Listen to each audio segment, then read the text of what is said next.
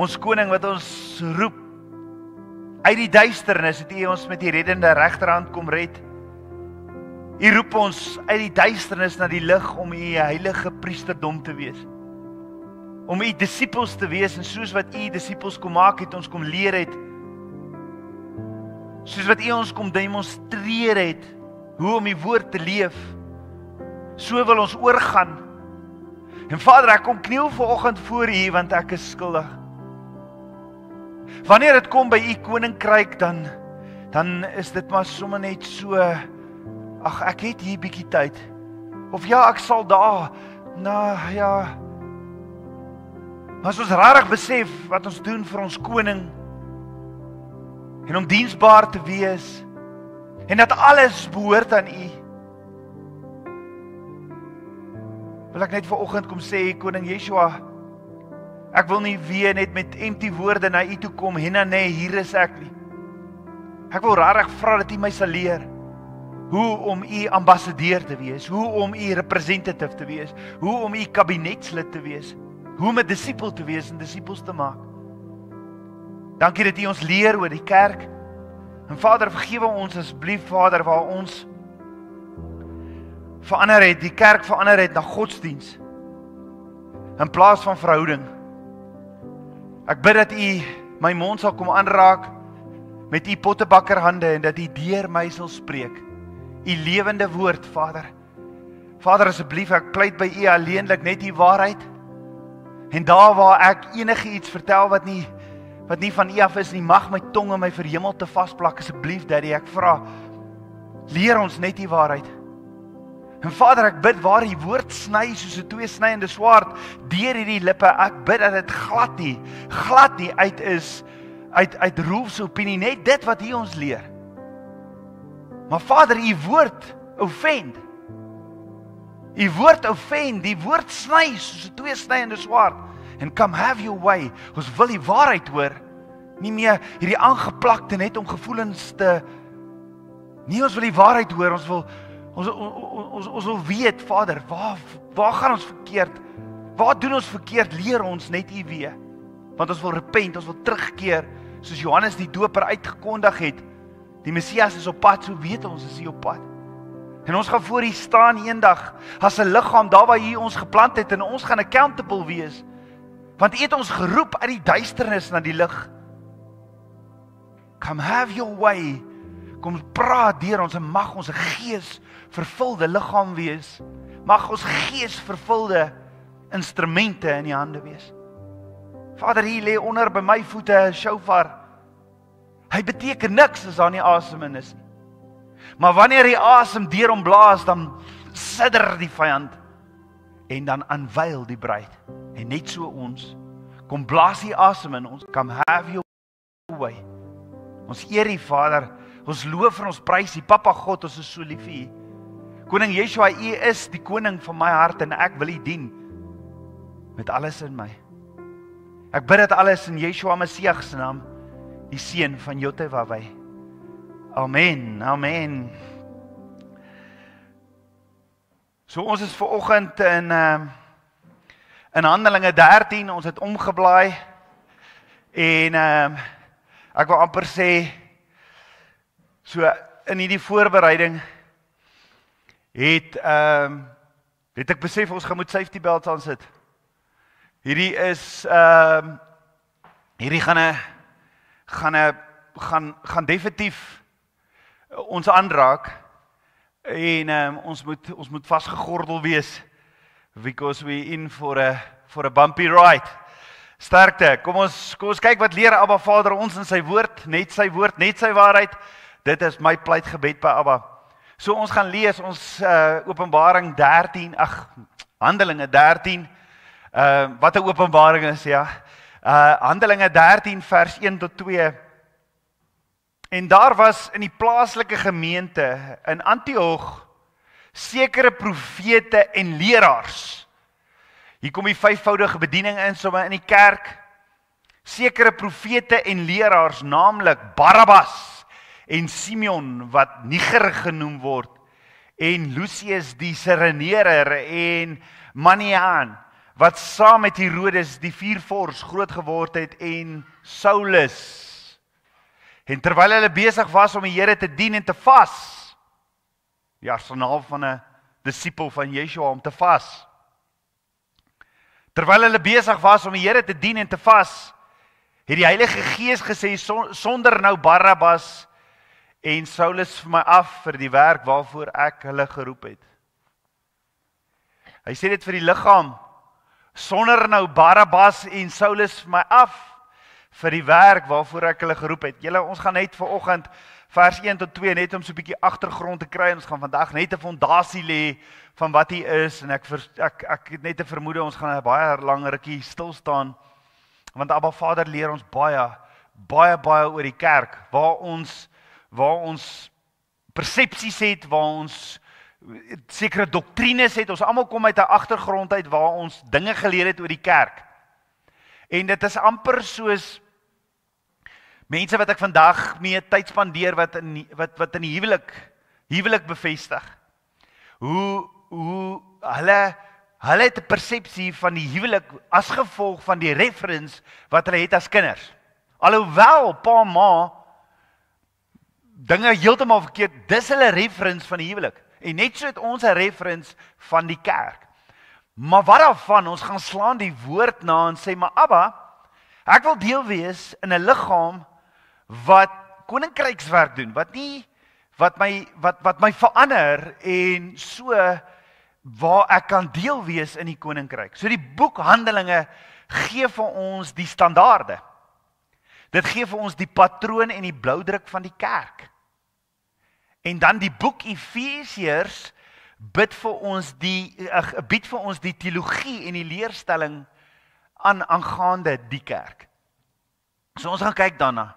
En aangesien ons die kerk is, hoor mooi, ek sê, aangesien ons die kerk is, kan daar niks belangriker wees as om werklik te verstaan wie ons is en wat van ons verwag word nie. Is dit nie so nie? Is dit nie hier waar Abba Vader sê, in Hosea, my kinders gaan te gronde wees 'n gebrek aan kennis? Want ons het nie 'n reference, as ons die kerk is en Yeshua sê hy het ons so lief dat hy gesterf het vir die kerk. Dan het ons mos nodig om te weet wat is ons verwagting? Wat is sy verwagting van ons? Maar wag 'n bietjie, hoekom sê ek ons is die kerk? Hoekom sê ek ons is die kerk? Wel, Yeshua sê hy bou die kerk. Hy bou die gemeente. Ja, Yeshua sê in Matteus 16 vers 18, ek sal my kerk, my gemeente bou op die openbaring wat Petrus ontvang het, dat ek die seun van God is. Die Griekse woord vir kerk of gemeente, het ons nou Woensdag met die Midrash ook bespreek, is die woord Ecclesia. Dis een van die woorde vir kerk. Ecclesia. Daar's nog 'n woord. Nou, om te verduidelik wat is Ecclesia, moet ek en jy verstaan, dis deel van die koninkryk. So ek wil dit net weer herhaal. In 'n koninkryk kies die koning sy burgers. Hy kies sy burgers. Net so het Yeshua gekom in sy koninkryk te stig op aarde, en daar sê Yeshua ook as koning in Johannes 15 vers 16, julle het my nie uitverkies nie, maar ek het julle uitverkies, en julle aangestel om vrug te dra, en dat julle vrug kan bly. Dan in die koninkryk, die koning kies sy kabinet. Maar die kabinet is gekies om nie die koning raad te gee nie, maar om die koning te dien. Die kabinet word gekies om die koning se wil uit te voer in die koninkryk. Die kabinet se plig is om die koning se begeertes ter harte te neem en in liefde uit te voer vir die koning. So as ons hierdie preetjie verstaan van, en ons het almal 'n idee, as mens kyk na Prins William en Prins Charles, hulle is konings, en hoe die mense hulle respekteer, net so moet ons mos hierdie respek hê vir ons koning. Hy het ons gekies, hy het ons geroep, uit die duisternis na die lig om te verkondig die deugde. Nou, die Romeine het die Griekse idee geïmplementeer, en daardie groep is ook die senaat genoem, die kabinetslede word ook die senaat genoem. Die senaat in Grieks, of hierdie kabinet van die koning, word in Grieks Ecclesia genoem. So dis aangesteldes, uitgeroeptes. Die woord eklesia is vertaal in ons Bybels as die woord kerk of gemeente. Jy sien, eklesia is nie 'n godsdienstige groep mense nie. Dit is nie. Dis nie wat die betekenis van eklesia is nie. Ons het die gedagte dat kerk is 'n godsdienstige groep mense. Maar dis nie die prentjie wat die woord vir ons teken nie. Dis nie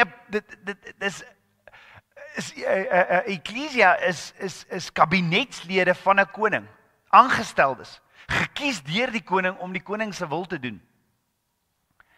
Met ander woorde, die enigste persoon wat 'n eklesia kan aanstel is 'n koning. So Yeshua sê, Matteus 16 vers 18, op Petrus se openbaring dat Yeshua die seun van God is, op hierdie rots sal ek my kerk, my gemeente bou, dat ek die seun van God is. My kerk, my eklesia, my kabinetslede in my koninkryk, ek sal hulle bou, want dis wat 'n koning doen. En die poorte van die doderyk sal dit nie oorweldig nie. Hoekom val die vyand die kerk aan? Hoekom breek die kerk? Hoekom kry mense seer in die kerk? Omdat dit dalk godsdienstig is?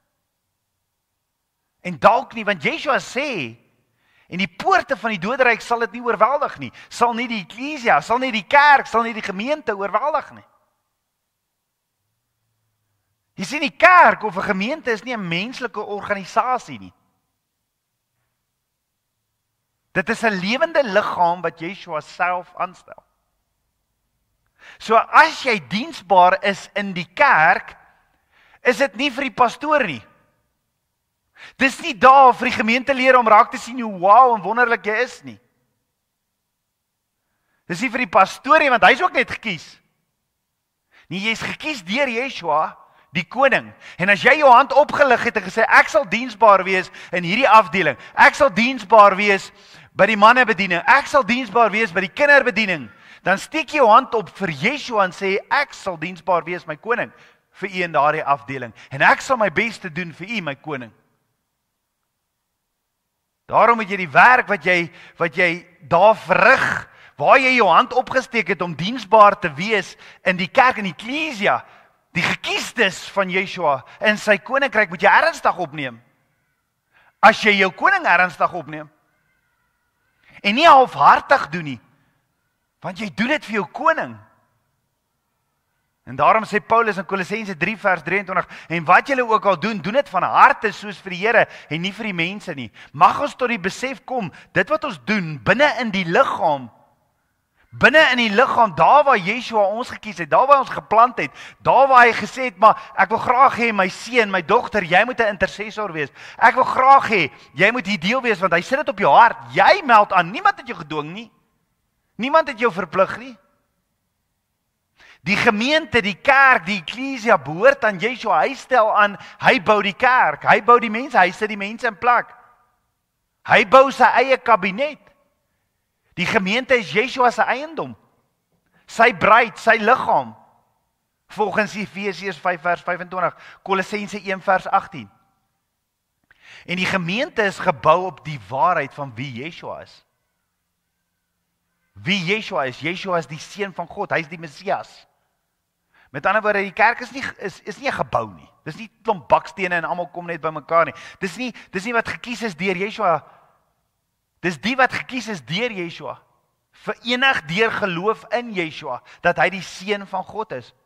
En hoe hartseer is dit nie? Jy word gekies deur die koning van die heelal, om deel te wees van sy eklesia, sy kerk, sy kabinet. Want hy bou, hy bou ons elkeen. Hy bou ons om diensbaar te wees, want hy het sy lewe afgelê vir ons. Hy bou ons om vrug te dra wat hom verheerlik in sy koninkryk. En dan sal ek en jy sê, nee, ek gaan so 'n bietjie terugstaan. Ek is bietjie besig op hierdie stadium. Ander goeters het groter prioriteit in my lewe as u, my koning. Ek is nie nou beskikbaar om diensbaar te wees nie. Of ek doen wat ook al ek doen so halfhartig. Hoe hartseer is dit nie? Vir alles wat hy vir ons gedoen het. Kan ek gou vra? Wie as iemand byvoorbeeld, ek noem 'n maatskappy, sommer vir algemeen, 'n maatskappy, kom ons sê 'n persoon werk vir Apple. vir Apple. Jy het 'n baie goeie pos daar. Jy het iemand wat jou aangestel het en vir wie jy terugvoer moet gee, rekenskap gee. Wie sal sy werk soms so hastig, soms so oppervlakkig of met 'n slegte gesindheid doen? Of wie sal vir sy bestuurder of een wat hom aangestel het sê, o nee, weet jy wat, ek wil nog steeds die perks hê, ek wil die voordele hê, maar ek is net nou 'n bietjie besig om hier diensbaar te wees en om te doen wat julle wil hê ek moet doen. En ek sal net doen wat gedoen moet word as julle my op 'n rooster sit. Sal Apple gelukkig wees met so aangestelde in vandag se wêreld? Kan ek gou vra, kom ons wees eerlik met mekaar. Gaan Apple of enige maatskappy met so employee gelukkig wees?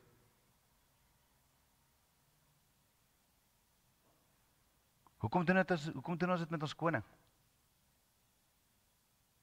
Hoekom doen ons dit met die koning van die heelal? In Maleagi 1 en Maleagi 3 deel Abba Vader sy hart oor hierdie halfhartigheid, hierdie oneerlike aanbidding wat ons vir hom bied.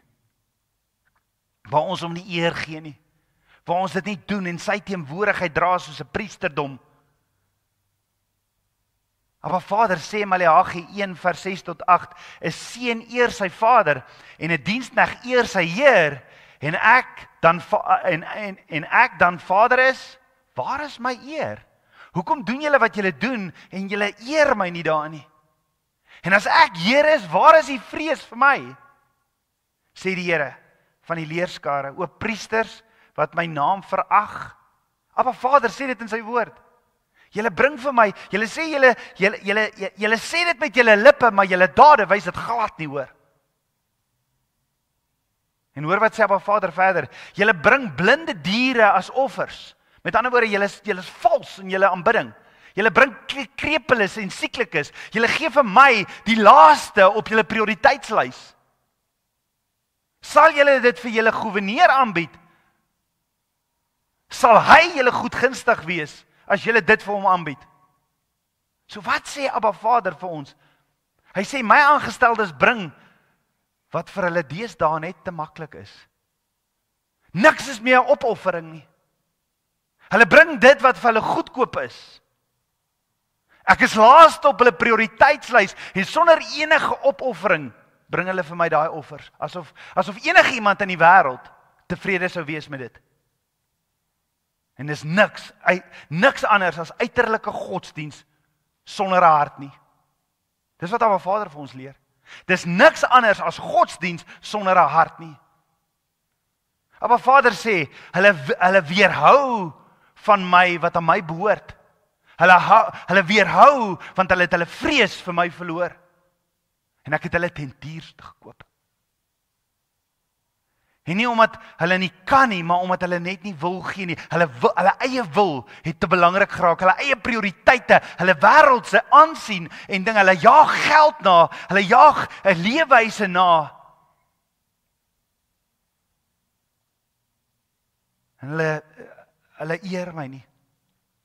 Jy sien, Abba Vader voel oneer aangedoen, want ons aanbid hom met ons lippe. Ons sê so maklik, hier is ek, Here, ek sal dit doen, ek sal hierdie doen, ek sal hier bedien, ek sal hier deel wees van die eklesia, ek sal hier deel wees van die kerk, ek sal dit doen. Maar dan verloor ons slek, nê.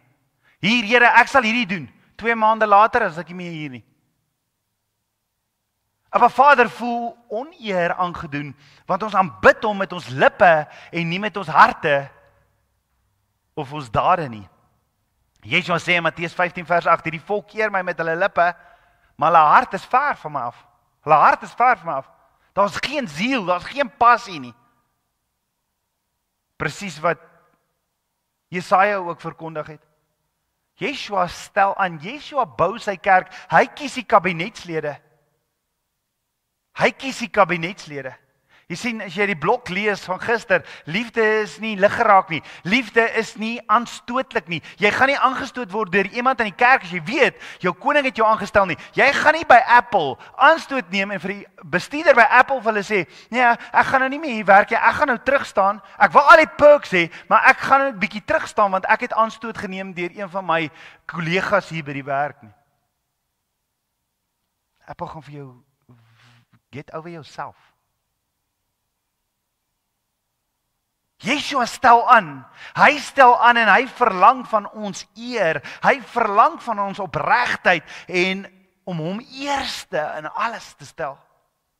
Yeshua sê in Markus 10 vers 29 tot 31, voorwaar ek sê vir julle, daar is niemand wat huis of broers of susters of vader of moeder of vrou of kinders of grond ter wille van my en van die evangelie verlaat het nie. Of hy ontvang nie nou in hierdie tyd 100 maal soveel huise en broers en susters en moeders en kinders en grond saam met volgelinge en in die eeu wat kom die ewige lewe nie. Maar baie wat eerste is sal laaste wees en die wat laaste is eerste. So wat sê Yeshua en ek wil hê jy moet dit self gaan highlight in jou Bybel. Maar Markus 10 vers 29 tot 31.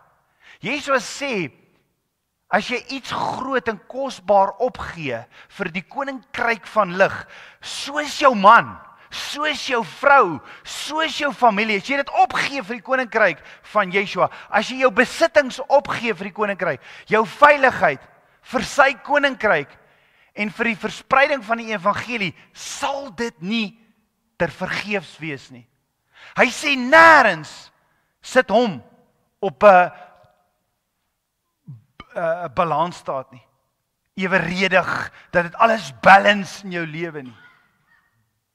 Yeshua sê, as jy dit opoffer ter wille van my koninkryk, sal ek jou 100voudig bless. Yeshua se beloning vir jou diensbaarheid is oorvloedig. Al is dit ten koste van jou eie kinders, al is dit ten koste van jou eie familie. Nee, maar ek gaan nou nie so betrokke wees nie, want ek het kinders en ek moet gebalanseerde lewe hê, ek moet my man so eer, ek moet my vrou so eer en ek moet my kinders. Waar kom die koning aan in? Wie het koning geword van jou hart? Yeshua se beloning vir jou diensbaarheid is oorvloedig. Geestelik gesproke sal jy 'n groter familie dan hê, as jy alles sal opgee vir hom. Yeshua het sy eie familie opgegee. Sy ma en broers kom aangestap en sy suster kom aangestap. Susters, want hulle praat nie meervoud. Kom aangestap en die disippels en die mense sê vir hom, daar kom jou ouers. Hy sê, julle is my geestelike familie. Julle is my familie. Yeshua se beloning vir jou diensbaarheid is oorvloedig. Jy sal 'n groter familie geestelik ontvang, gemeenskap, groter geestelike grond ontvang en die ewige lewe. Die grootste beloning, jy sal ewige lewe kry as jy bereid is om op te gee vir sy koninkryk. As jy bereid is om te prioritiseer en volgens sy woord jou dagboek ook. Groter sal jou beloning wees. Jy verloor niks vir Yeshua wat hy nie veelvoudig sal beloon nie. As jy bang was jy verloor iets. As jy bang was jy verloor iets, jy sal niks verloor nie, jy sal meer. Jy sal baie meer terug ontvang. Ware rykdom en eer lê nie in 'n posisie of besittings nie, maar in getrouheid aan Yeshua ons koning. En ons het ons vrees en ons sag verloor vir ons koning. Dis die hartseer deelte. Ons het ons eer en vrees en ons sag vir ons koning. We lost our respect for the King of Kings. Laaste op ons lysie van prioriteite. Laaste op ons lysie van prioriteite sal ek iets doen vir die koninkryk. Laaste. Nee, ek moet nou net nie dit van my vra nie. Hoor gou-gou. Ek het nodig om vanoggend vir jou te sê, moenie bang wees nie. Moenie vrees om dinge op te gee vir Yeshua nie. Hy sien dit raak. En hy is ons voorsiener, hy is ons bron. Want onthou, selfs as die wêreld jou verwerp, sien Yeshua jou. En tel jy by hom. Hy het jou gekies as 'n kabinetslid. En wat jy ook al doen, doen jy vir hom. Vir die wêreld sal dit nie sin maak nie, die natuurlike sal dit nie verstaan nie. Dien getrou, want Yeshua se oë is op jou. Yeshua ons koning vir wat hy vir ons gedoen het. Vir dit wat hy vir ons gedoen het, die prys wat hy vir ons betaal het, verdien hy opregte, eerbiedige diens met volle hart, oorgawe. As hy vra om 'n myl te loop, dan doen jy 5 maal. Nie halfvaardig, Jesus, nou moet ek hierdie doen. Ek het vrou en kinders, en ek het dit, en ek het hierdie prioriteitslyste, maar jy sal alles doen vir jou werk. Jy sal alles doen vir jou kinders, maar jou koning lê ver onder in jou prioriteitslys.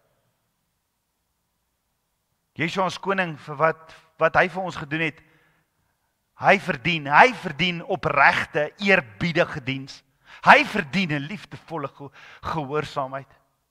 Nie hierdie oorblyfsel, second best of wanneer ek tyd of lus voel nie. Hy verdien die eerste, hy verdien die beste. Kan ek vra, sal jy in die wêreldsektor vir jou baas halfhartig wees? Hoekom doen jy dit vir ons koning? Hoekom doen jy dit vir dit wat hy vir ons gedoen het? Het jou baas naaste by gedoen? Inteendeel, jou baas kry ook maar sy bron van inkomste, want alles kom van Abba Vader af. Hoekom doen jy wat jy doen? Hoekom doen ons dit aan ons koning? Hoekom sit ons hom laaste op ons prioriteitslys? Hoor gou, Abba Vader vra nie perfeksie nie, maar hy vra getrouheid. Hy vra loyaliteit en eerbied. Hy vra dat ons hom met ontzag moet dien. Hy vra dat ons moet vir die koninkryk van lig diensbaar wees. Dit moet nie 'n las wees nie. Dit moet 'n eer wees.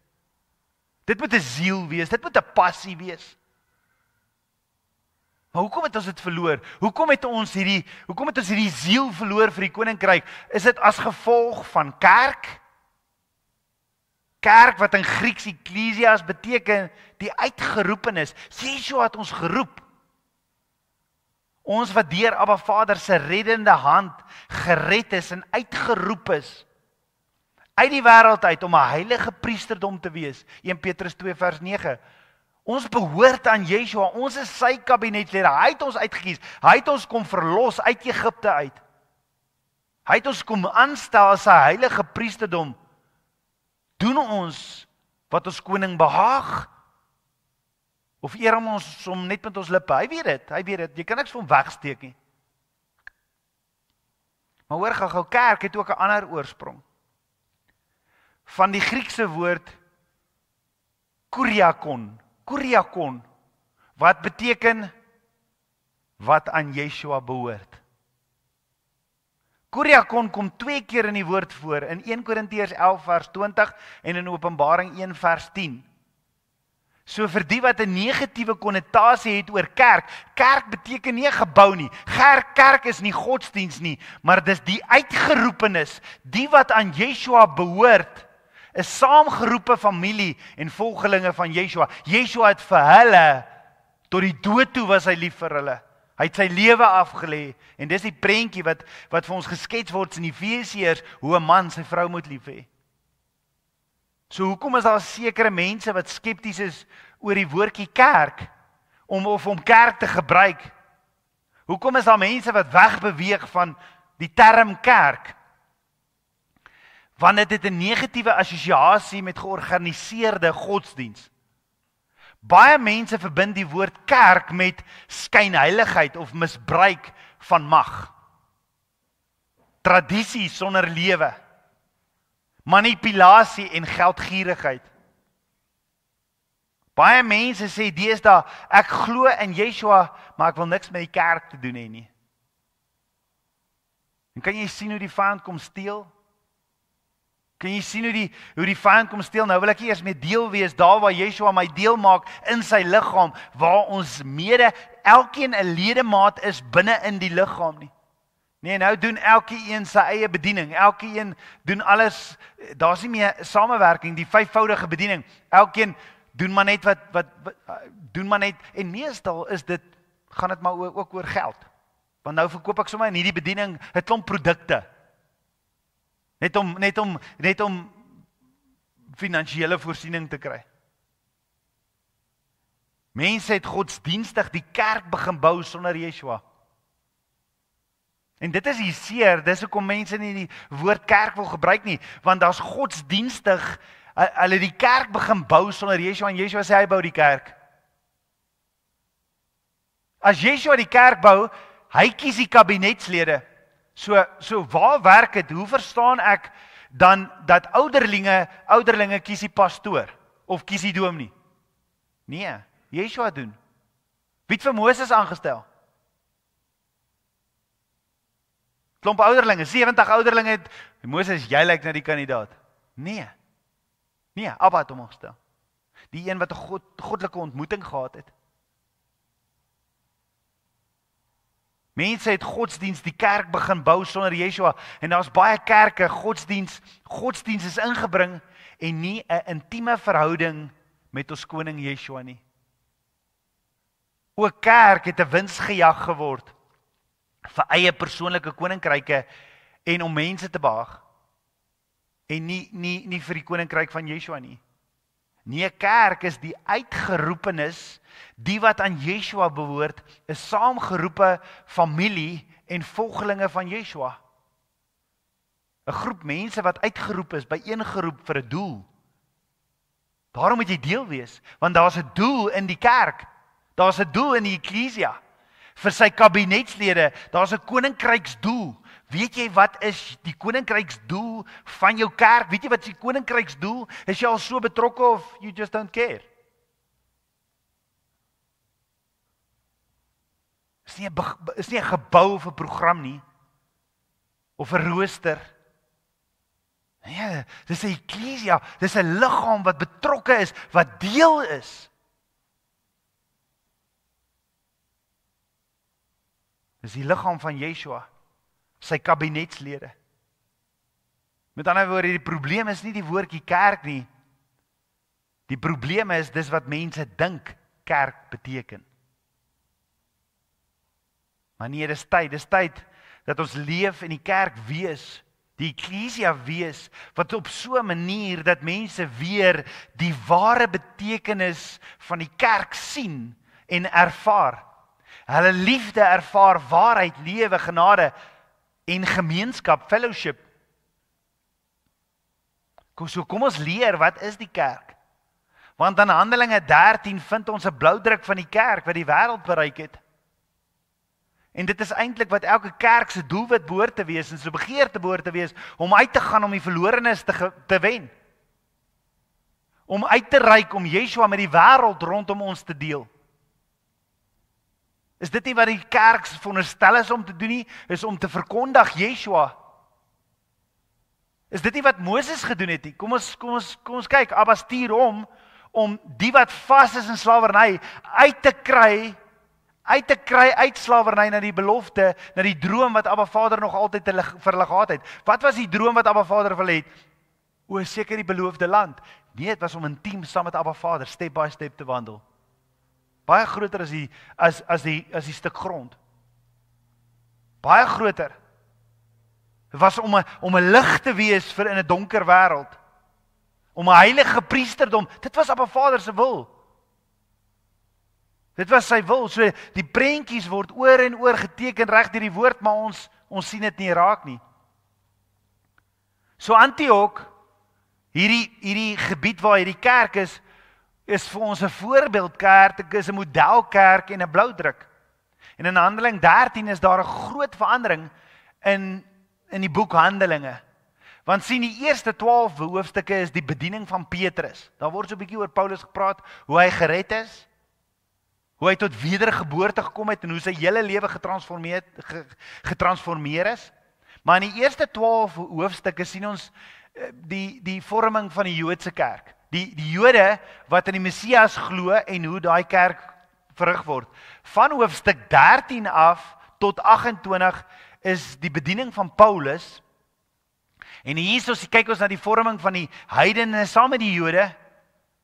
'n vermenging, een liggaam en 'n kerk wat die wêreld bereik. Nou die patroon van die kerk is baie duidelik. Voordat die kerk veel of 'n effek op die wêreld het, moet dit eers sterk in sigself wees. Voor jy 'n kerk kry wat 'n effek het, wat grondgebied wen vir die koninkryk, moet die kerk eers die regte fondasie hê en dit moet sterk wees. En dit sien ons ook in die kerk van Jerusalem vroeër in Handelinge. Dit het die kerk in Jerusalem 7 jaar geneem voor hulle mense begin uitstuur het om ander grondgebied te gaan wen. Vir die koninkryk van Yeshua. En dis die wat die kerk in Antioch toe begin het. Dubbel so lank as wat die disippels by Yeshua geleer het. Die disippels het 3,5 jaar by Yeshua geleer. Maar die wat in die kerk was in Jerusalem, dit het hulle 7 jaar, sodat die kerk eers sterk en gevestig is, kon uitstuur. Maar so die kerk, die Ecclesia in Antioch ook gegroei en sterk geword en verder grondgebied gaan wen. En dit is hoe die kerk moet werk. Die kerk moet groei in woord van Abba Vader. Die kerk het nodig om te groei. Want as jy groei in die hoor van die woord, groei jy in geloof. Romeine 10 vers 17. So wat is die verskil tussen 'n kerk wat groei en die een wat nie doen nie? Wat is die verskil tussen 'n kerk wat groei en 'n kerk wat nie groei nie? Abba Vader antwoord ons in sy gees-geïnspireerde woord in die kerk van Antioch. Nou Antioch is geleë aan die Orontes rivier in die antieke provinsie Sirië, in vandag se Turkye naby die grens met Sirië. En dit was die derde grootste stad in die Romeinse Ryk na Rome en Alexandria. Dit was 'n belangrike handelsentrum en 'n kruispunt van kulture. Grieke, Romeine, Jode en oosterlike invloede, almal het so intoe gekom. Nou die kerk in Antioch het gegroei omdat hulle op die regte pad begin het. Hulle het op die regte pad gestap. Hulle het seker gemaak die roete, hulle is op roete. Hulle het seker gemaak hulle is op die regte roete. Want ons het 'n paar weke terug het ons gekyk, is jy seker jy is op die regte roete? Is jou kompas ingestel? Is jy seker waar jy deel is? Is jy seker dit waaraan jy deel is ons is op die regte roete? En dit is wat Antioch het gegroei omdat hulle op die regte pad begin het. As ons terugbraai in Handelinge 11 vers 21 sien ons staan daar, en die hand van die Here was met hulle en 'n groot getal het gelowig geword en hulle tot die Here bekeer.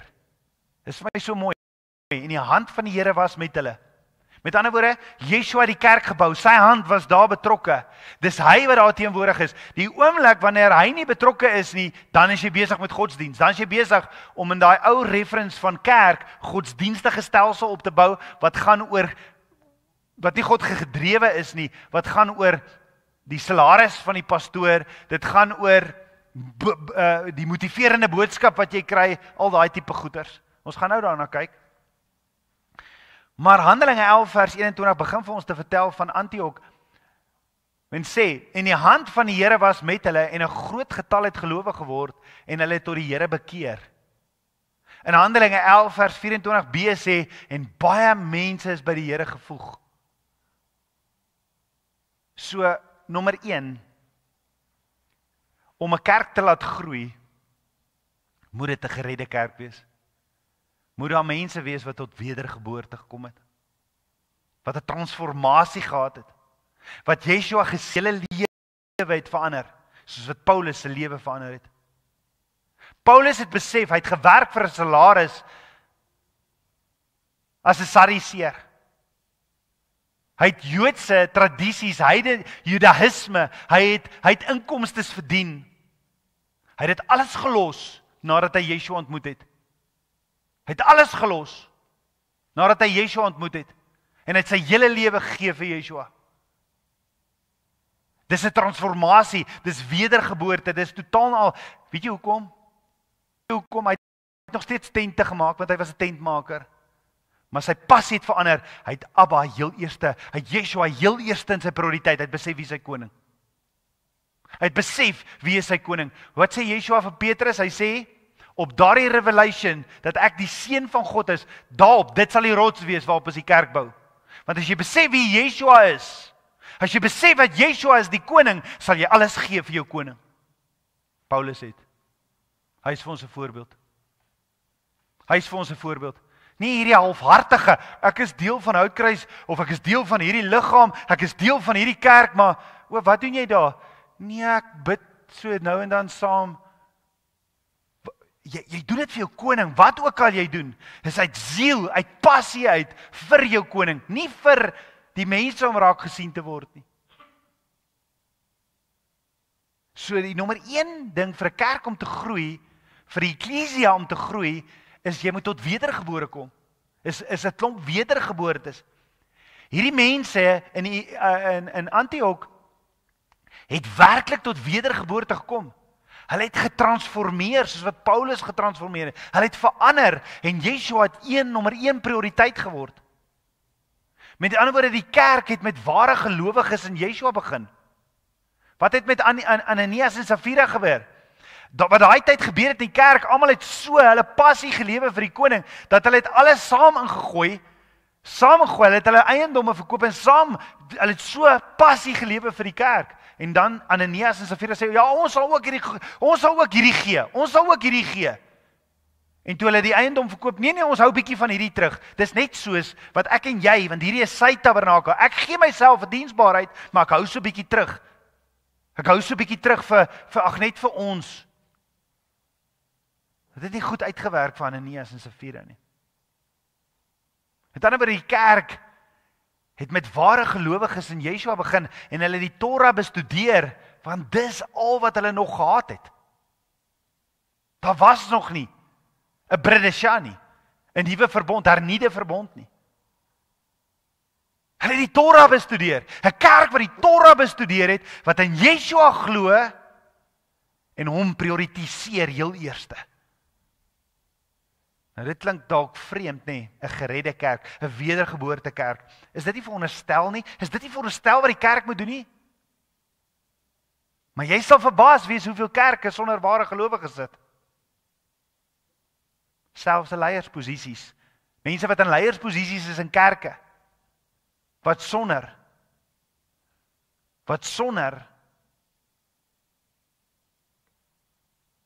dat hulle werklik gered is. Want sien, om gered te word, om wedergeboorte te word, verg van heeltemal 'n verandering. Jy weet wie is jou koning. Jy besef wie is jou koning.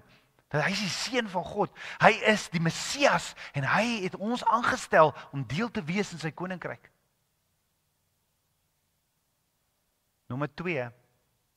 Hoe om die kerk, wat is die verskil tussen 'n kerk wat groei en 'n kerk wat doodgaan? Nommer 2, die kerk in Antioch het groot vordering gemaak, sê die woord. In Handelinge 11 vers 25-26 staan, toe vertrek Barnabas na Tarsus om Saulus te soek en toe hy by hom kom, het hy hom na Antioch gebring. It's amazing. Barnabas gaan na Tarsus om vir Paulus te soek. Om soontoe te kom na Antioch toe, want ons het jou nodig. Jy het 'n gawe om in die kerk te kom bedien. Ons het nodig om te groei in die kerk. Daar's nodig om vordering te wees binne die kerk. En hulle het 'n hele jaar lank in die gemeente saam vergader en aan 'n aansienlike skare onderwys gegee en die disippels in Antioch vir die eerste keer was Christene genoem. Die disippels vir die eerste keer in Antioch is Christene genoem. So Antioch het 2 goeie leraars gehad wat Abba Vader aangestel het, wat Yeshua aangestel het, sy kabinetslede. Hy het vir Barnabas opgerig en vir Paulus om die liggaam te bou, om die kerk te bou. Net so in die Ou Testament het Abba Vader, hy 2 ouens aangestel, Bezalel en Oholiab, om die tempel te bou. Abba Vader gee vir ons sy ruach om dit te bou. So hy het vir Barnabas, hy het vir Paulus, dit was nie hulle eie denke nie, dit was die ruach wat deur hulle was. Hulle was instrumente. En hulle het vir 'n hele jaar die kerk in Antioch geleer en onderrig. So hulle was 'n kerk wat Yeshua aanvaar het. Hulle was 'n kerk wat tot wedergeboorte gekom het. Jy kon dit sien in die lewe van hulle vrug wat hulle gedra het. En hulle het groot vordering gemaak en gegroei omdat hulle die woord geleer het.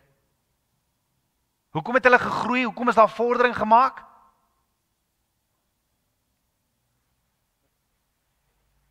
Hulle het die woord geleer. Dis wat die Bybel ons leer. Jy gaan nie groei. Jy gaan nie groei as kerk as die woord nie prioriteit is nie. En as jy tot wedergeboorte gekom het, is die woord vir jou alles. Is die woord vir jou alles. Dag en nag sal ek dit bestudeer, want dan sal jy in alles wel geluksalig wees. Joshua 1 vers 9, Psalm 1 vers 1 tot 3. En dit bring ons by die derde rede hoekom die kerk van Antioch gegroei het. Hulle het die woord bestudeer. En dit het 'n huge effek gehad op almal wat saam die woord bestudeer het. Kan jy verstaan hoekom daar soveel erns is? Hoekom daar daaglikse brood uitgegee word? Kan jy verstaan hoekom Woensdaagoggende evangeliedienste is? Vrydagoggende handelingedienste? Kan jy verstaan hoekom het ons 'n Shabbatdiens? Kan jy verstaan hoekom het ons Midrash? Handelinge, dis wanneer Yeshua die kerk bou. Ons is net instrumente. Elke een van ons is Yeshua, as hy in beheer is. As jy die woord bestudeer, dan is daar verandering wat plaas. En dit het 'n groot effek. Soveel so dat ander dit sal raak sien. Handelinge 11 vers 26 sê, die disippels is in Antioch vir die eerste keer Christene genoem. Hulle het so duidelik hierdie mense wat saam die woord bestudeer het, die kerk in Antioch, die mense buite het gekyk na hierdie mense wat na hierdie kerk van Antioch toe gaan, en hulle het Yeshua gesien in die mense. Hulle het Yeshua gesien, en toe noem hulle Christene. Kan ek vra, is die wêreld besig te sien, jy is 'n disipel van Yeshua, want jy saam met medegelowiges besig om die woord te bestudeer. Jy's besig om die woord te bestudeer dag en nag. Hulle getuienis was so kragtig. Hulle getuienis was so kragtig. En dit was so openlik. Dit was nie onder die dekmantel nie. Hulle getuienis, dit wat Yeshua in hulle lewe gedoen het, hoe hulle uit daar waar hulle vasgevang is.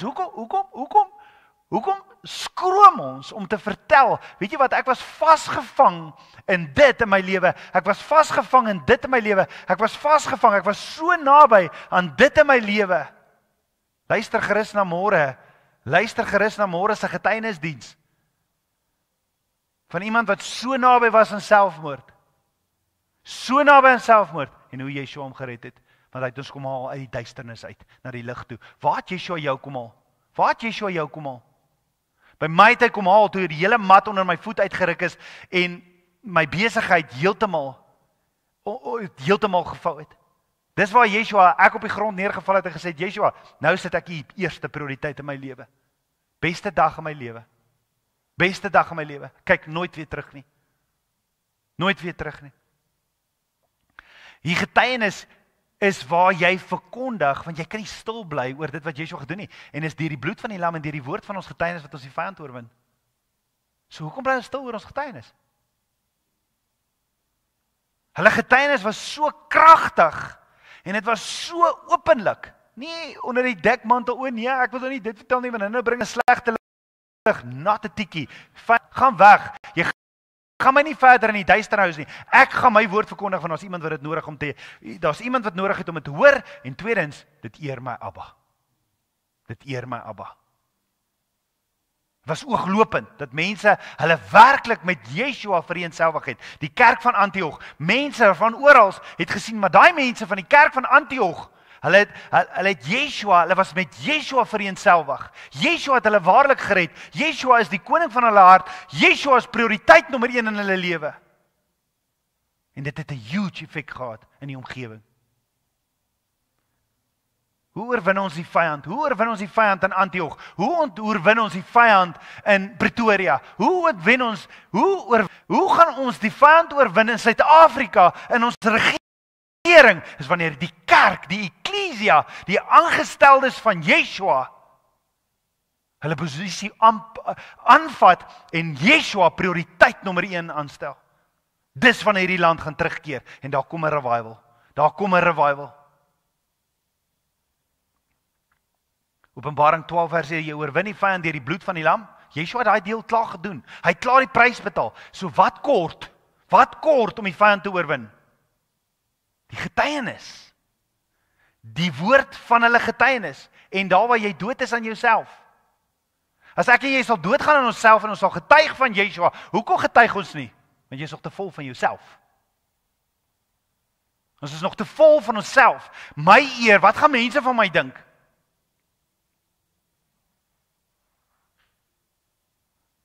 Kom ons gaan dood aan onsself. Kom ons vertel waar Yeshua ons waarlik gekry het, want jy en hy weet. Jy en hy weet waar het hy jou gekry.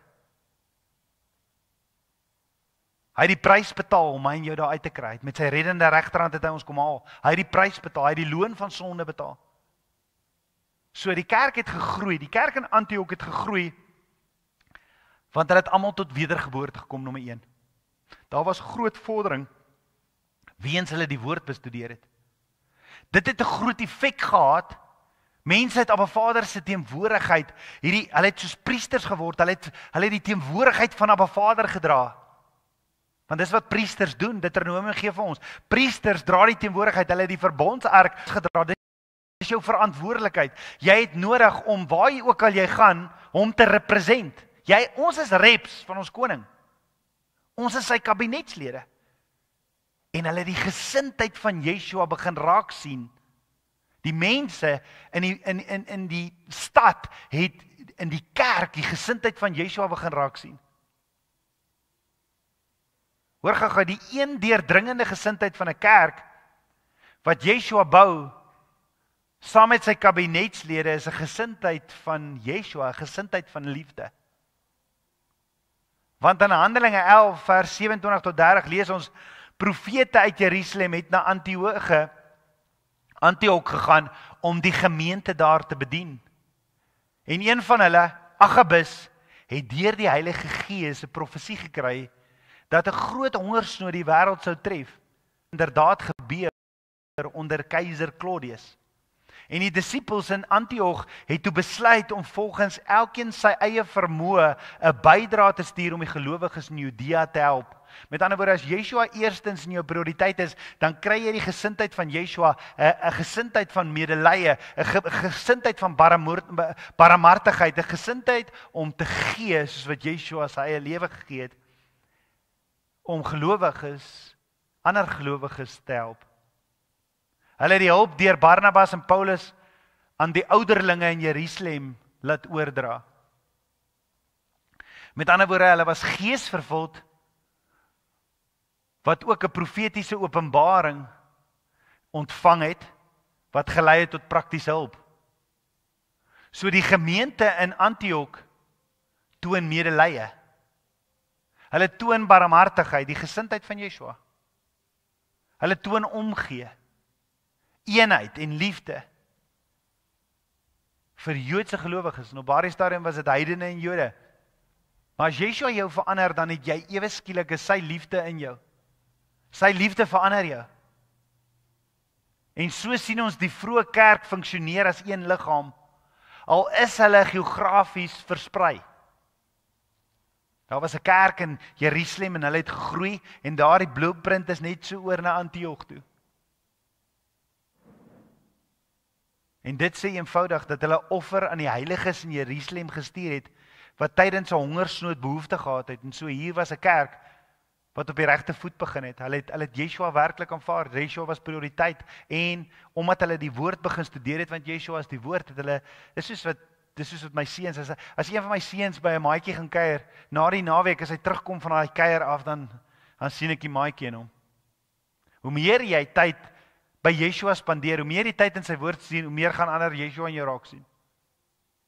So die kerk in Antioch het gegroei omdat hulle Yeshua as verlosser aanvaar het. Hulle het waarlik hom as koning van hulle lewe aangestel. Hulle het hom geprioritiseer. Daar het groot vordering en veranderings gekom weens hulle die woord bestudeer het, want hulle het soos Yeshua geword. Dit het 'n groot effek gehad in die hele omgewing.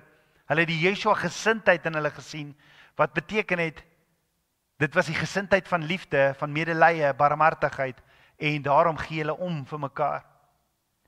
In hierdie 4 redes is daar vir my 2 bestanddele wat vir my so belangrik is, wat reg deur die woord vir ons deurgegee word is liefde, nommer 1 en tweede, gesonde leer. Gesonde leer. Omdat hulle tyd in die woord spandeer het, Yeshua aanvaar het, die oomblik as jy Yeshua aanvaar, wat gebeur dan? Jy word leeg van jouself en jy word gevul met die Heilige Gees. Jy raak geesvervuld. En dan raak jy soos 'n naloper wat in die blokke wag vir 'n geweerskoot om af te gaan. Hulle was net gereed vir daardie eerste tree om uit die blokke te vuur en die wêreld te bereik met dit wat hulle koning gedoen het. Vandag is dit vir ons 'n las om te getuig. Vandag is ons skaam vir Yeshua. Vandag is dit omdat die kerk godsdienstig is? Is dit omdat ons die besef dat Yeshua is die koning van ons harte nie? Jy sien, Abba Vader het al die voorbereiding gedoen. En dit het tyd geneem, want dit neem tyd om volwasse te word in die woord, om geestelik volwasse te word en om sterk te word. Die kerk wat die wêreld bereik, die kerk wat effektief is, sal 'n kerk wees wat gees beheerd is. Want wat gebeur as jy nie onder die beheer van die Heilige Gees opereer nie? Wat gebeur waar ons daardie slegte konnektasie van kerk, die woordjie kerk kry? Jy produseer vleeslikheid. As 'n kerkie geesgedrewe is nie, produseer jy vleeslikheid. Jy doen dinge wat mense behaag. Motiverende gesprekke in plaas van geesvervulde. Jy produseer die ergste soort vleeslikheid, wat 'n soort gemaskerde godsdienstige vleeslikheid is. Die kerk in Antioch, Barnabas, Saul, Paulus, en almal sê die woord in Handelinge 11 was vol van die Heilige Gees, wat beteken dat hulle onder die beheer van Heilige Gees was. Want dis die een wat ons kom leer en al die waarheid leer. Dis die een wat Yeshua gestuur het, dis die belofte. In Handelinge 13 vers 2 staan, en terwyl hulle besig was om die Here te dien en te vas, het die Heilige Gees gesê vir die kerk, sonder nou vir Barnabas en Saulus af vir die werk waarvoor ek hulle geroep het. En toe hulle gevas en gebid het hulle hande opgelê en hulle laat gaan. En hier sien jy dat die hele eklesia, die hele kerk is betrokke. Al die aangesteldes van die Heilige Gees stel aan. Ons dien 'n drie-enige God, Vader, Seun en Heilige Gees. So het hulle dan deur die Heilige Gees is hulle uitgestuur en na verskeie plekke toe gegaan. Die Gees van Abba Vader het gesê, stuur vir Paulus en vir Barnabas. En toe die kerk gesê, die eklesia, die kabinetslede van Yeshua het gesê, ja, gaan.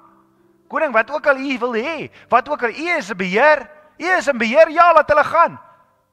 Nie van, nee, jy is ons pastoor, jy mag nêrens heen gaan nie. Nee, die Heilige Gees het gesê, stuur vir Paulus, vir Barnabas, wat hulle die hele jaar hulle daar geleer het. Stuur hulle nou na 'n ander gebied, wat die kerk het nodig om te groei. Dit gaan oor die koninkryk van Yeshua, nie oor jou gemak en jou voorkeure en wat jy wil hê nie. Jy kom na die kerk toe met 'n gesindheid van, how can I serve, in plaas van, o nee, by daai kerk kry ek dit, en daai kerk kry ek dit, daar by daai kerk is daar kinderministry, en daar by daai kerk is daar kinderspeelgoeders.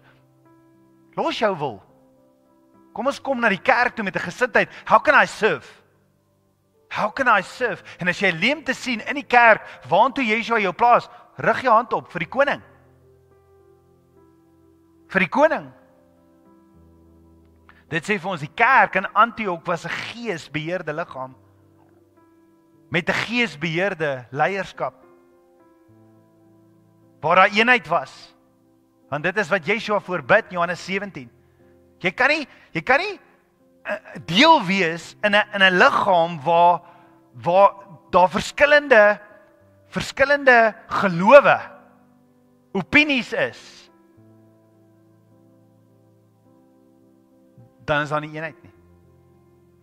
Jy sien 'n kerk wat nie onder die beheer van die Heilige Gees is nie, gaan nie 'n effektiewe bediening hê nie. So jy kry 'n geesgedrewe kerk en jy kry 'n mensgedrewe kerk. Die probleem is nie die woord kerk nie. Dis wie omdrewe. Is dit die Heilige Gees? Ek ben, ons kry mos die gawe van bid in tale. Hoekom sal daai gawe daar wees as niemand in tale bid nie? En dan, die jy maar op volg, is die volgende gawe, is om die tale uit te lê. Hoe gaan jy ooit tale uitlê as daar nie een is wat in tale bid nie? Is die kerk geesgedrewe? Ja, ek is nou nie so gemaklik met hierdie ouens wat so in tale bid. Ja, want jy kom uit godsdiens uit. Jou reference is godsdiens. Nie verhouding nie. So kan ek vir ons 'n Bybelse voorbeeld gee, net om beter te verstaan van 'n geesgedrewe kerk en 'n mensgedrewe kerk, of kom ons sê 'n geesgedrewe persoon en 'n mensgedrewe persoon. In Eksodus 31:32 sien ons Abba Vader sê vir Moses, hy gaan vir Bezalel en Oholiab bonatuurlik vul met sy asem, sodat hulle sy heiligdom, sy tabernakel, sy huis, daar waar Abba Vader saam met die kinders van Israel gewandel het, dat hulle dit kan bou, waar hy saam met sy kinders gaan wandel. Wie bou vandag die kerk? Yeshua, en ons is deel daarvan. Wie bou die kerk? Die geesvervuldes. Die geesvervuldes. Bezalel, die woord sê, Bezalel en Oholiab was gevul met die gees, en hulle die tabernakel gebou. Hulle die huis van God, daar waar God saam met die mense gewandel. Vandag, ons praat nie van klippe nie, van bakstene nie. Ons praat van mense wat saamkom, Abba Vader se woord eer, wat sê in Hebreërs 10:25, moenie die samekomste vermy nie. 'n Instruksie. Wat saamkom, daar waar ons saamkom, daar's Vader teenwoordig. Die hele Psalm sê Dawid dit vir ons. Maar Bezalel en Oholiab, hulle is geesvervuld, hulle bou die kerk. Net so moet ons as 'n liggaam geesvervuld wees en die eklesia, die een wat Yeshua aanstel, so moet ons by mekaar kom en deel wees waar hy ons lei. Maar die woord sê, Bezalel en Oholiab was gevul met die Heilige Gees. Dis lank voor Pinkster. Dis lank voor Pinkster. Was daar al reeds die Gees wat op Abba Vader se kinders uitgegiet is. So hoekom het Abba Vader Bezalel en Oholiab gevul met sy Gees? Want dit staan so in Eksodus 31:32. Want hemel het aarde toe gekom. Hemel het aarde toe gekom en dit kan net gebeur as Abba Vader ons kom vul met sy Gees, wat ons dan bemagtig. Met ander woorde, Abba Vader verlos ons uit Egipte, deur die bloed van die lam. Ons gaan deur die doop van die Rietsee. Hulle moes gehoorsaam gewees het en getrek het soos wat Abba vir hulle gesê het. Hulle moes die wolkkolom en die vuurkolom gevolg het. Dan kom vul Abba Vader ons met die gawes van die Gees soos hy wil, en dan word ons geesgedrewe. Hy gee ons die vaardighede, en dis die gawes van die Gees. Maar die vraag is, sal jy toelaat dat Abba Vader jou kom vul sodat jy geesgedrewe word? Sal jy oorgee, sal jy surrender? Nou om geesgedrewe te wees beteken jy loop hand aan hand saam met Abba Vader in verbond. Jy doen presies soos hy sê, want hy is die koning van jou hart. Jy eer hom in alles wat jy doen. Jy lê jou eie wil neer. Wat beteken is, Abba Vader se woord so sê, dan doen ons dit net so. So sal jy jouself Abba Vader gee, dat hy jou kan vul, dat hy jou kan bemagtig om net te doen soos sy Gees jou lei? Of wil jy nog gelei word deur vleeslike en natuurlike behoeftes en jou en jou kinders se behoeftes. Weet jy, jou kinders het meer nodig dat jy deel is in die eklesia as wat jy vir hulle al die ander dinge van hierdie wêreld bied. Jy sien, Abba Vader se wil is dat hy ons kom vul met sy gees sodat ons gees gedrewe is. Want sonder sy gees is ons niks. Sonder sy gees is ons niks.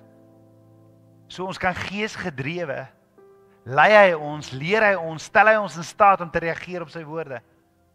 Met ander woorde, sy bemagtigende gees is die enigste kragbron wat voldoende is om dit te doen waarvoor ons geroep is.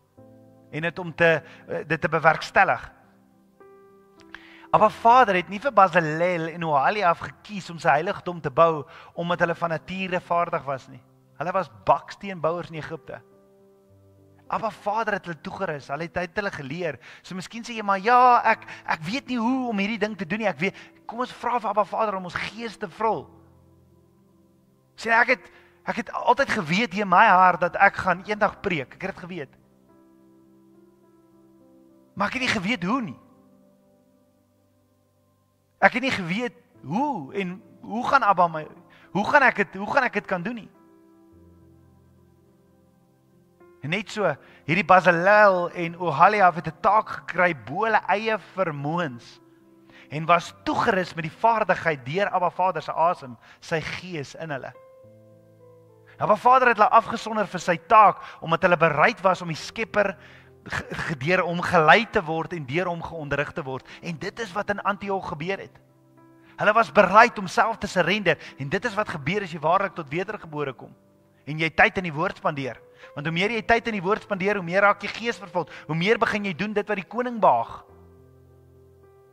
So hoe weet ek of ek soos Bezalel of Oholiab gees gedrewe is? Hoe weet ek? Maar Vader se woord leer ons. Maar Vader het hulle kom bemagtig om die bonatuurlike te doen. Alles tot eer en verheerliking van Abba Vader se naam, alles vir sy glorie. Met ander woorde, dis wanneer jy gehoorsaam doen wat Abba Vader vir jou sê, wat jy weet, buite jou vermoë is. Wat hom verheerlik, wat sy teenwoordigheid betrek en nie dinge doen vir jou eie eer en gemak nie. Bezalel en Oholiab het nie hulle eie koppe gevolg nie, hulle was geesgedrewe. Heilige Gees het hulle gelei en bemagtig om konstruksiewerk te doen vir Abba Vader se tabernakel. Net so stel ons koning wat die kerk bou, stel ons aan. Hy is die hoeksteen. Hy stel ons aan om te bou. Ons bou saam met hom. Ons is sy eklesia. So Bezalel en Oholiab was geesgedrewe en hulle het gedoen, want die tabernakel is gebou. Hulle het net gedoen wat Abba hulle gelei. Maar dan kry ons ook in daardie selfde tyd iemand wat nie geesgedrewe was. En is hartseer om te sê, dis was Aaron. Aaron aan die ander kant, hy het sy eie kop gevolg. Hy het sy eie idees gehad. Hy het sy eie wil nagejaag. Hy het gedoen om die mense te behaag. Aaron demonstreer aan ons wat gebeur as jy self bemagtigend is. En selfgedrewe is. En onthou, Aaron was reeds aangewys as Abba Vader se hoëpriester. Maar ons gaan nie vir Aaron oordeel nie, ons maak almal foute want hy het geleer, maar ons leer in Abba Vader se woord, sy geestelike waarhede oor wat gebeur as jy staat maak op jou eie insigte. As jy staat maak op jou eie insigte soos 'n Aaron. Abba Vader leer ons kritiese, profetiese lesse as ons soos Aaron doel of selfgedrewe is en nie geesgedrewe nie. Onthou, Aaron doen koninkrykswerk, maar hy doen dit doelgedrewe, nie geesgedrewe nie. Hy doen dit op sy manier, 'n selfsugtige manier en nie geesgedrewe nie. Jy kan daarvan gaan lees in Eksodus 32. Wat doen Aaron? Hy is definitief nie deur Abba Vader se gees gelei nie, want Abba Vader se gees bots nooit met sy woord nie. En Abba Vader se instruksies sê duidelik, maak geen afgodsbeeld nie.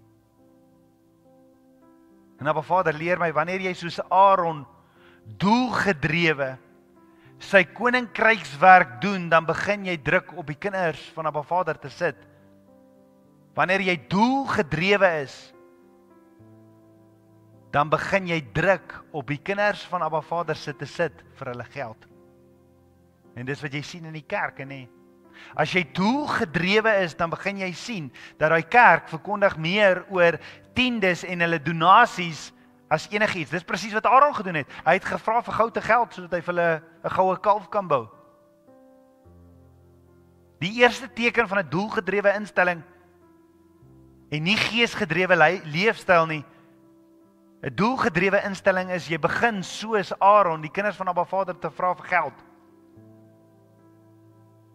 In Eksodus 32 vers 1 tot 2 staan, toe die volk sien dat Moses vertoef om van die berg af te kom, het die volk rondom Aaron versamel en vir hom gesê, kom maak vir ons gode wat ons voor ons uittrek, want hierdie Moses, die man wat ons uit Egipte land laat optrek het, ons weet nie wat van hom geword het nie.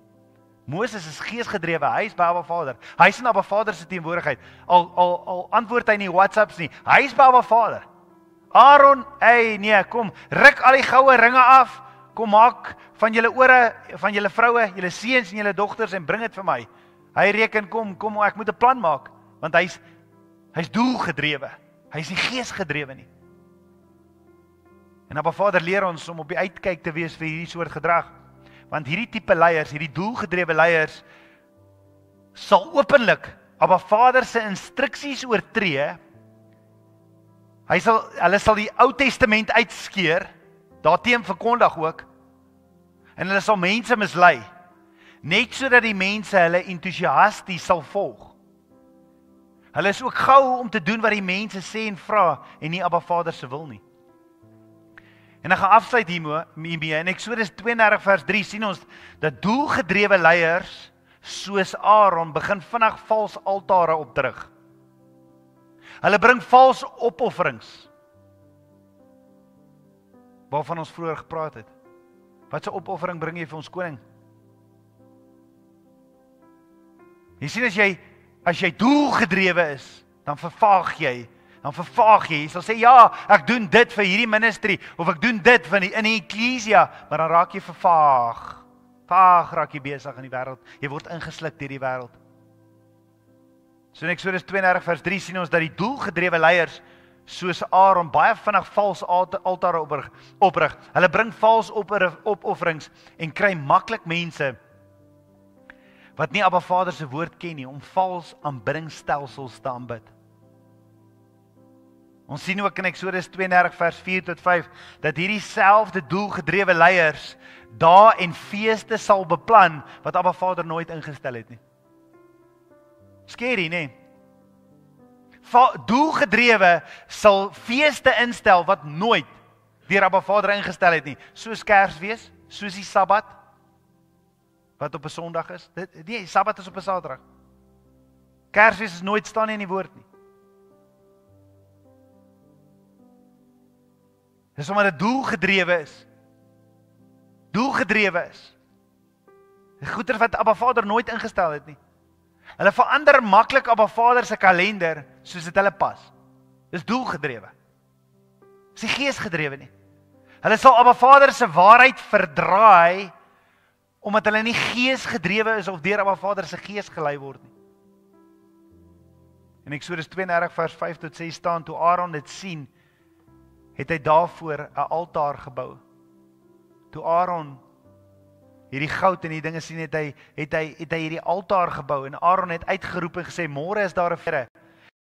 En hulle het die ander dag vroeg klaar gemaak en brandoffers geoffer en dankoffers aangebring, en daarop het hulle die volk gaan sit om te eet en te drink, en hulle het opgestaan om te speel. Jy sien, doelgedrewe leiers soos Aaron sal hulle sorge selfs die naam van Abba Vader gebruik. Hulle sal self die woord so verdraai en Abba Vader se naam gebruik om hulle eie doelgedrewe planne en wil te laat geskied. Hulle verkondig dan maklik hulle eie gedagtes of hulle wil, hulle eie opinies as Abba Vader se gedagtes, sy wil, sy waarheid, sy woord. Die probleem is doelgedrewe werk van Abba Vader.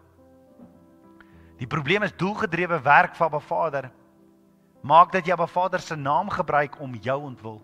En Abba Vader waarsku ons in Jeremia 23, moenie sê die Here het gesê. Moenie sê die Here het gesê as hy nooit gesê het nie. Gaan lees Jeremia 23, baie gevaarlik. Maar die doelgedrewe werk vir Abba Vader maak dat jy Abba Vader se naam gebruik om jou wil te laat geskied. Nie en nie Abba Vader se wil nie. En dit is bitterlik gevaarlik. Hulle bevorder hulle eie naam en hulle eie sensualiteit.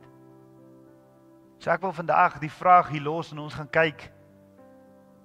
Kan ek jou gou vra, is Yeshua die koning van jou hart?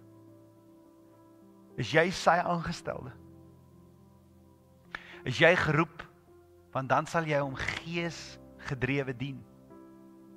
Jy sal hom prioritiseer. En dit is hoe 'n kerk groei. Dit is hoe die eklesia groei, die kabinetslede. Want dit gaan nie oor die kerk nie, dit gaan oor die eklesia van Yeshua. Dit gaan oor sy boodskap, sy evangelie wat die wêreld moet uitgaan. Maar ons moet eers geesvervuld wees, want jy moet disippels gaan maak, jy moet hulle doop en jy moet hulle leer. Jy moet hulle leer.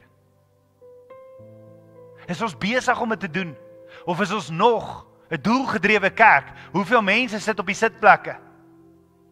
Hoeveel inkomste kry ons? Watter een is ons? Waarheen is jy betrokke?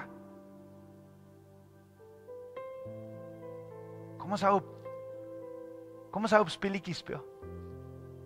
Kom ons wees waarlik die eklesia van Yeshua.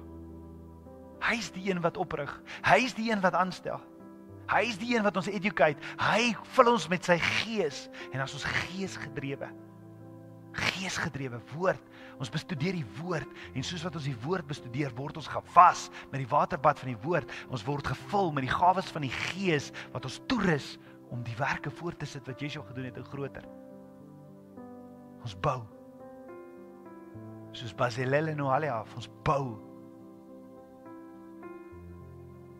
die huis van God. Kom ons bid so saam. Ons almagtige Vader, Papa God, dankie vir u woord. Vader, dankie dat ons kan leer hier in Handelinge 13 van die eklesia, van die kerk, die aangestelde, die geroep is, die wat u geroep het om deel te wees. En ons wil ons opinies vandag neerlê, ons eie wil, en ons wil wag, soos wat 'n naloper by die wenstreep staan, by die wegspringmerk staan en ready, steady, daar gereed staan, op die skoot om te klap. So wil ons gereed wees, gevuld wees, volwasse wees in u. Want u is ons prioriteit.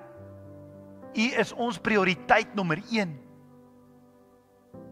Come build your church. Come build your kingdom in us. En Vader, ons gee oor. We give out. Increase in us, we pray. Unveil